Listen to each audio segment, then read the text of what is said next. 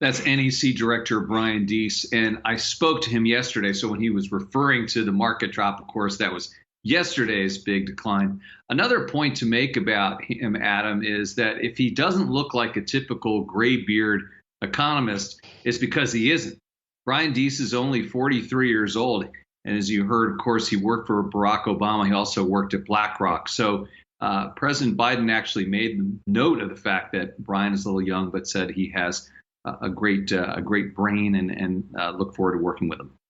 I believe Yale Law is one of his alma maters, so no underachiever there. Andy, Rick Newman, our colleague, has looked at some of the issues facing the Biden economic agenda, and he puts it in the context of, for instance, with inflation, that rents go up, they rarely come down. Does the administration look at those kinds of specifics? Did Deese give any indication if they measure those things the same way? Oh, I'm sure they're watching that like a hawk. I mean, this, of course, is the big question of our time right now. Is inflation transitory or not? And, you heard him talking about that. And of course, he's going to say that it is transitory. Most people seem to think it is. And I think it's just a question of degree. Is it transitory for 3 months, 6 months, or is it a 3-year period?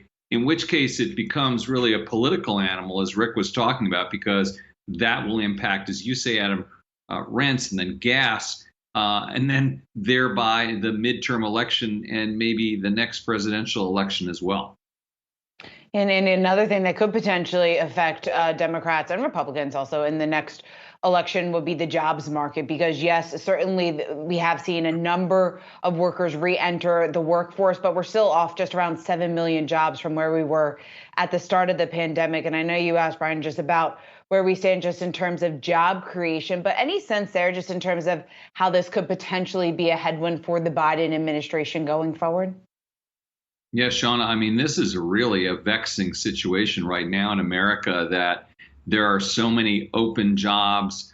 People are not going back to work. Obviously, this does have something to do with the unemployment benefits, which are, of course, running out. So we'll see what happens. But I do think, as Brian Deese was suggesting, that employers are going to have to pony up.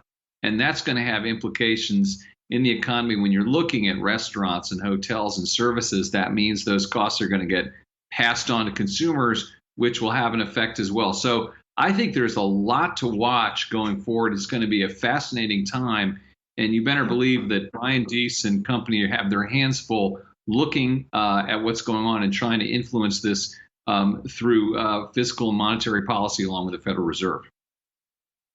Andy Serwer is our editor-in-chief. Good to see you. His full conversation with Brian Deese is available right now at yahoofinance.com.